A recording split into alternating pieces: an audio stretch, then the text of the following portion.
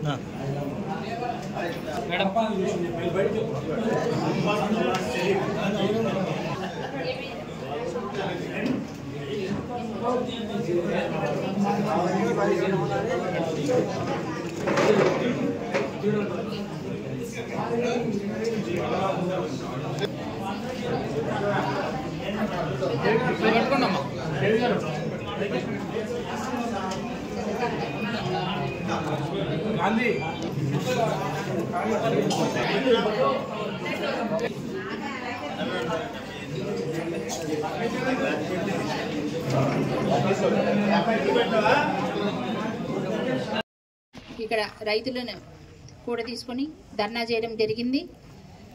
ఆయన తన ఆత్మసాక్షిని ప్రశ్నించుకోవాలి. గతంలో తను ఎమ్మెల్యేగా ఉన్నప్పుడు ఏమాత్రం రైతుల మీద ప్రేమ ఉంది, రైతులకు నేను ఏం చేశాననేది ఆయన ప్రశ్నించుకోవాలి.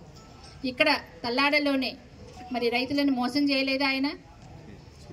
743 మంది రైతులని 743 మంది పేర్ల మీద రూపే కార్డులని దుర్వినియోగం చేసి 42 లక్షల రూపాయలని అక్రమంగా వాడుకొని ఇదేమని ప్రశ్నిస్తే కోర్టుకు వెళ్తే అప్పుడు అసలు డబ్బులు కట్టారు.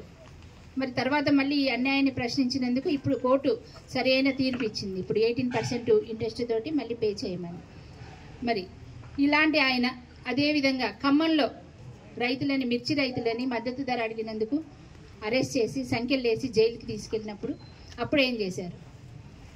అలాగే బీఆర్ఎస్ 1 లక్ష లోపు రుణమాఫీ కూడా సక్రమంగా చేయలేకపోయారు. 4 విడతల్లో సగం మందికి చేసి సగం మందికి వదిలేశారు. ఇలాంటప్పుడు లేని రైతుల మీద ప్రేమ ఇప్పుడు ఎలా వచ్చింది ఆయనకి? ఇదంతా ఎన్నికల స్టంట్ కాదా? ఎన్నికల ముందు వచ్చి హడావిడి చేయడం అనేది బీఆర్ఎస్ నాయకులకు బాగా అలవాటైంది.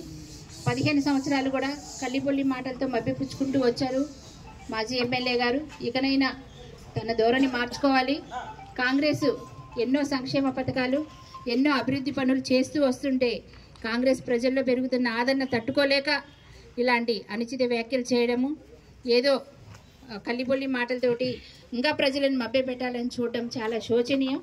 ఎందుకంటే గత ఎన్నికల అసెంబ్లీ ఎన్నికల్లో చూసాము, అలాగే ఎంపీ ఎన్నికల్లో కూడా చూసాం.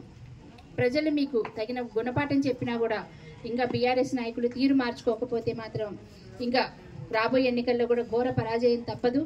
మీకు నిజంగా రైతుల పట్ల కానీ, ప్రజాభివృద్ధి పట్ల కానీ, ప్రజా సంక్షేమం పట్ల కానీ ఏ మాత్రం చిత్తశుద్ధి ఉన్నా పాలనలో మాకు సహకరించండి. ఏదైనా ఉపయోగకరమైన సలహాలు, సూచనలు ఇస్తే మేము అవి పాటించడానికి మాకు ఎటువంటి అబ్జెక్షన్ లేదు. అంతేగాని ఇట్లా అబద్ధాలు ప్రచారం చేసుకుంటూ మరి మా మీద బొరజల్లే ప్రయత్నం చేస్తూ కాంగ్రెస్ పార్టీ చేసే అభివృద్ధి పనులని మీరు విమర్శించడం మాత్రం అర్ధరహితం. మీ వ్యాఖ్యలను మీరు బేషరతుగా వెనక్కి తీసుకోవాలి.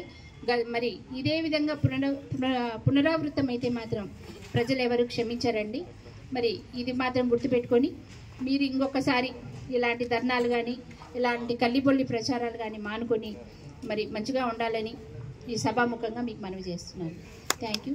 జై హింద్, జై కాంగ్రెస్.